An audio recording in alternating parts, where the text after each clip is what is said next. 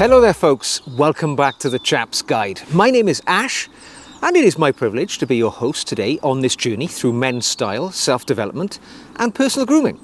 Now, I was reading a very interesting article over on Substack the other day, written by a fellow called Simon Mills. I read his style-oriented inputs quite often over there, and the article in question was talking about the rise of the use of what they call figure-altering clothing in menswear. Now, you'll be familiar with the brand Spanx, all right? Now, these have been around for a long time, and of course women have been using figure-altering clothing to improve their outward appearance for, time immemorial. People have been wearing corsets for many years. Women used to call them things like panty girdles. And what basically they do is they compress areas of the body which may be a little flabby, and they move that weight around the body and make you look more shapely when you put on clothing over those shapewear. And the point which was being made in the interesting article by Simon Mills, and I will put a link to that article on Substack down below for you to go and read it yourself. But the point was, the use of shapewear by men has been growing and growing, up to the point that the shapewear industry today is worth something like $6 billion per annum. So, it's clearly something which not just women, but more and more men are using as a route to looking their best. Or is it looking their best? This is the point. It made me think to myself, is it acceptable for an intentionally well-dressed man, which is the term I use today for somebody who dresses with his presence in mind, intentionally well-dressed, puts on clothing for a purpose? Is it acceptable for a man of that ilk to use shapewear as a cheat when it comes to his appearance to the wider world? Is it something which us fellows should do, or is it something we should leave to the ladies when it comes to altering their appearance through clothing of that nature? And that's what I'm going to answer today. So first of all, let's just touch upon why I think shapewear is becoming not just more prevalent, but it has been around for a long time. And if we look at the right here, right now, which is all we can do, we can't project the future, but if we look at right now, I think you will note that the world is increasingly fascinated, and I'd go as far as to say obsessed with youthfulness and the physical presentation of youthfulness, for males and females. And I think because of that, it can be very tempting for a gentleman or a lady to be seduced into quick fixes when it comes to looking your best without putting any work in, because that's what we're talking about. What we're talking about is a cheat. You are cheating in some way to make yourself look better than you actually are. Now, my initial thought on this is, well, actually, I think a true gentleman values authenticity far more than the vacuous facade of just showing the world you look a certain way when it isn't actually true. And I think an intentionally well-dressed man, to his mind, thinks that his authenticity is what lies behind his confidence and the way that he carries himself in the world. However, let's just unpack, if we can, for just a moment, maybe the three largest groups of cheating when it comes to one's appearance, and then perhaps at the end we'll think again, is it something which we should do, or is it something which we should leave well alone? So let's talk about the subject of Simon Mills's article, shapewear as it's called. And shapewear, or shall we just say compression clothing, which is what they really are, what their allure is that they offer to gift you a better silhouette to the world without making any effort at all. And that's basically what they're doing. You're putting on these garments and they are squeezing and squashing your body to make it look slimmer generally than you actually are. And all they're doing is providing an outward facade which belies the truth which lies behind it. Now, the problem with that is I don't think it does the self-respect of the person any good at all. It also does your health no good at all, because presumably if you're wearing shapewear, it's because you are fundamentally overweight. All right, you're trying to hide the excess weight which you're carrying on your body. And in this day and age, I think it's important to put health above everything else. We know now far more the dangers of things like carrying excessive weight, not least obesity, heart disease, and things like that. So, and particularly right now, when there are a whole wave of new weight loss medications available, things like Ozempic, Wegovy, and Mounjaro, to name the three that I'm aware of through reading the wider press. You know, these not only will offer you a health benefit, but they will also help to improve, you know, the general quality of your life.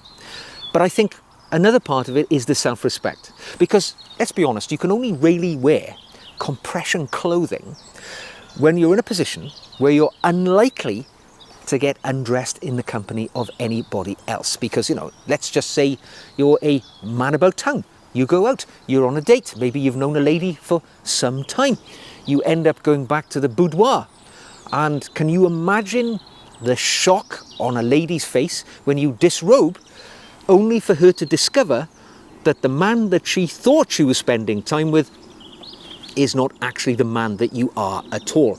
You are a sort of amalgamation of corset and girdle, which is holding you all together and giving you that outward appearance. So for me, from the self-respect point of view, you know, that's definitely something I would never do. Now, as an alternative, I would suggest that there are routes which one can take, which will boost one's confidence. So a well-tailored suit, for instance. You know, you meet a good tailor, somebody who understands the mapping of the human body. They can cut your clothing to accentuate your positives. So, you know, you're probably going to be, be a man, so you've got broad shoulders. There are ways that a suit can be cut to accentuate those broad shoulders and to make you look slimmer at the waist without having to, you know, end up putting a ratchet around your guts or something of that nature. So definitely, I think before I would walk down the street of having some sort of compression corset, I would visit a good tailor who could make me look my best, but more importantly, think of your health. Remember, it's not just the physical unpleasantness if you are carrying weight, it is the underlying health damage which you may be doing to yourself. So I would consider that first. And then I think, as the intentionally well-dressed man that you are, you have this inner confidence of knowing that, you know, even if it's just a nicely cut suit, it is you, your true self under that suit. It's not something which you are providing to the world as an act of subterfuge. Now, the next subject of cheating in one's appearance, which I'd like to address, is the habit I see many men going down of dyeing their hair or wearing some form of replacement hairpiece, which, you know, doesn't ever look entirely natural. Now, I would say the vast majority of us men, you know, we are going to lose our hair. I lost my hair in my late 30s. Or we are going, if you're lucky to have hair, you are going to have greying hair. And this is just a natural part of the aging process, which we all go through as part of our life. But you will note many men, in a sort of an effort to cling on, to claw on to some visual only semblance of their youth, they will resort to doing things like dyeing their hair or wearing some sort of hair replacement wearable product. I'm talking about wigs, toupees, whatever you would like to call them, hair weaves. Or even, I would include, to the extent of going to having hair replacement surgery, some form of hair transplant from the back of one's hair to the top to make it look as if you have more hair. Now, all of these things, I would say, yes, I get it. They give you a tempting illusion. But the reality is they lack the authenticity of the real situation, don't they? Because if you're wearing a hairpiece, or if you're having to dye your hair to the colour that it was when you were 25 and you're 45, the truth is, it is an illusion only. The person that you are underneath remains the same, aging onwards, and these things change in our bodies. And I would say that the man who embraces these aging processes is the man who shows authenticity as he goes through life. You know, grey, don't forget, it symbolises wisdom, knowledge, experience, maturity. And I think personally, you know, if I was fortunate enough to have hair, mine has long gone, but if I was fortunate to have hair, I would just allow it to go the colour that it has. And if you look at some of the startlingly good-looking men who have embraced the greying of the hair, one example who springs to mind is Pierce Brosnan, the Irish actor, famous for playing James Bond years ago. But he, I believe he's about 71, 72 right now, and he's got this great mane of silver hair. And when I look at that guy, you know, I don't see a 71-year-old man. I see a great-looking guy who looks fantastic. And I think if he dyed his hair back to the dark colour that it was in his youth, he would look, quite frankly, ridiculous now at the age that he is. I think it looks marvellous. And even if if it's a loss of hair, I went to see a movie the other night called The Working Man in the cinema, and it featured British actor Jason Statham, who is famously bald and proud of it. And I tell you what, it doesn't detract from his masculinity, his sexiness at all.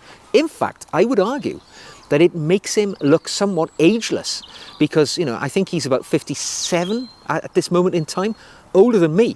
I'm 55, and I gotta say, he looks great for a man of his age. He could easily play a man of 45, let alone 57. That lack of hair gives him a kind of ageless appeal. So I think men who embrace their look, whatever hair situation has been dealt them in the great, you know, playing card hand of life, you know, if you're bald, yeah, embrace it. Be confident about it. Shave your head. None of this, you know, sort of comb over or hair replacement. I know some guys feel their youth slipping away, but let's grasp it, guys. Your youth is slipping away. Every day we get a little older, and these changes are just part of that journey. Every day is a gift in this life, and you have to grab hold of it and live your authentic self. Now, the final area that I want to sort of touch on is cosmetic procedures and kind of the extreme grooming that we see many men go to, because there's an ever-growing variety of these available. You know, whether it's sort of injections to get rid of the little crow's feet that you get around your eyelids, fillers to make you look fuller in the face, perhaps as you age, maybe weight loss makes you look a little hollowed out. All of these things are being pushed by the industry, which I'm going to say style industry, can we call it that? The beauty industry, whether that applies to us men also. But, you know, we are all sort of fed this line that you should look as youthful as possible for as long as you possibly can. And you know, I agree with that. If you can, live a healthy life, because the healthy life is what makes you look youthful, not having Botox injections to prevent creasing on your, you know, the brow of your head, or the, you know, the bags under your eyes, or whatever else people choose to do. We are fed this narrative that we've got to go down this route to look our very best. And you know, they promote these activities, but they're not really promoting the best, most important aspect, which is following a healthy life. It's not about looking your best superficially. It is about looking your best because you follow healthy procedures. It's not about having the fat sucked out of your body. It's about stopping that fat in the first place, you know, by eating healthy and living your best version of your life.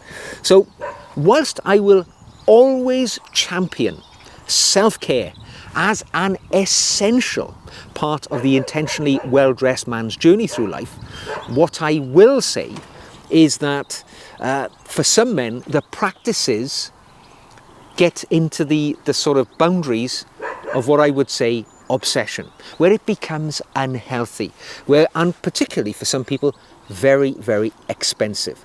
To chase this idealized version of what you would like to look like. And it's basically probably what you looked like when you were between the ages of 25 and 30.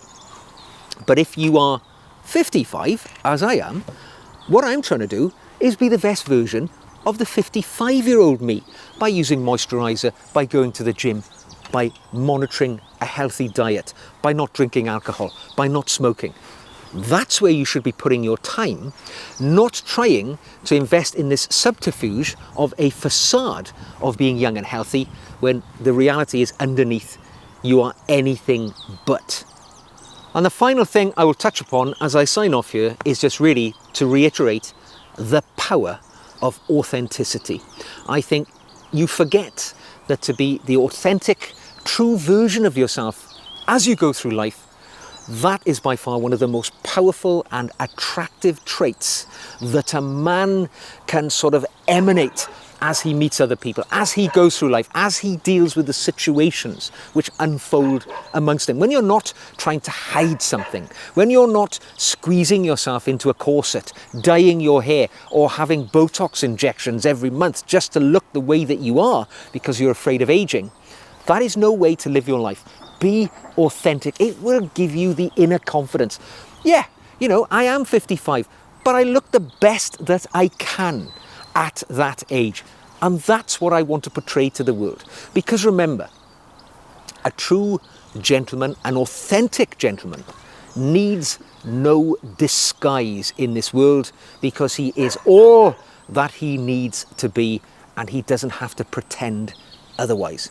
So, that's enough for me. It was an interesting sort of path of thinking which spun on from the article I read on Substack by Simon Mills. Again, I'll link to it below if you want to go and read that. It's an interesting sort of deep dive into the world of wearables and figure-changing items that you can add to your wardrobe, if that's something you're interested in. But if you've enjoyed this video, give it a like, subscribe for more like this. Ask me a question, drop it into the emails. I'd love to hear from you. And if it's a good question, you'll get my response in a video like this, my observations. If you'd like to come on this journey with me to Chap Nirvana, become a patron. I make extra videos just for my patrons, and you will discover the link to my patrons page in the show notes below. So until the next time, look your authentic true self without any requirement of figure-changing clothing or hair dye, and I will see you again very soon.